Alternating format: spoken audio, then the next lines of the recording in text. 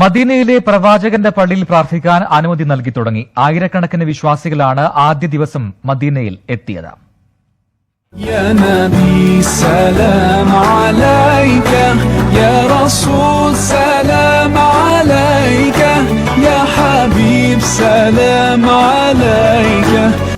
പ്രവാചകന്റെ ജന്മം കൊണ്ട് അനുഗ്രഹീതമായ റബീഉൽ അവൽ മാസം 1 തന്നെയാണ് പ്രവാചകന്റെ ഖബർ സന്ദർശനവും ഖബറിടത്തോട് ചേർന്നുള്ള റൗള ഷരീഫിലെ പ്രാർത്ഥനയും വിശ്വാസികൾ പുനരാരംഭിച്ചത്. കോവിഡ് വ്യാപനത്തെ തുടർന്ന് നിർത്തിവച്ചിരുന്ന ഈ കർമ്മങ്ങൾ ഇന്ന് പുനരാരംഭിച്ചപ്പോൾ ആയിരക്കണക്കിന് വിശ്വാസികൾ മദീനയിലെ മസ്ജിദ് നബവിയിലെത്തി.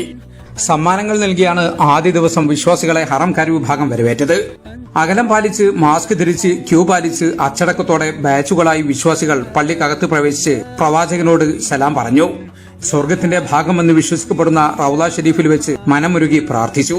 വൈകുന്നേരം വരെ മാത്രമേ റൗള സന്ദർശനം അനുവദിക്കുകയുള്ളൂ.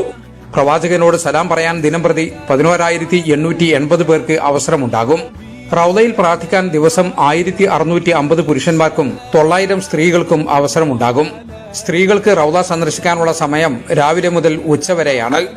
ശരീരോഷ്മാവ് പരിശോധിച്ചാണ് വിശ്വാസികളെ അകത്തേക്ക് പ്രവേശിപ്പിക്കുന്നത്.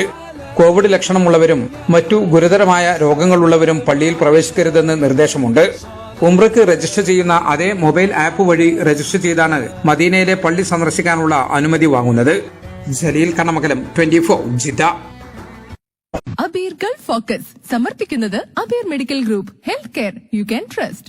Powered by Lulu, where the world comes to shop safely. സ്നേഹം പോലെ ഒരു ആതുരാലയം, Jeddah national hospital, Jeddah airlink cargo, Dammam, Jeddah and Riyadh. Nesto hypermarket, supermarket and department store, Rolex express cargo, Jeddah, Mecca, അബ.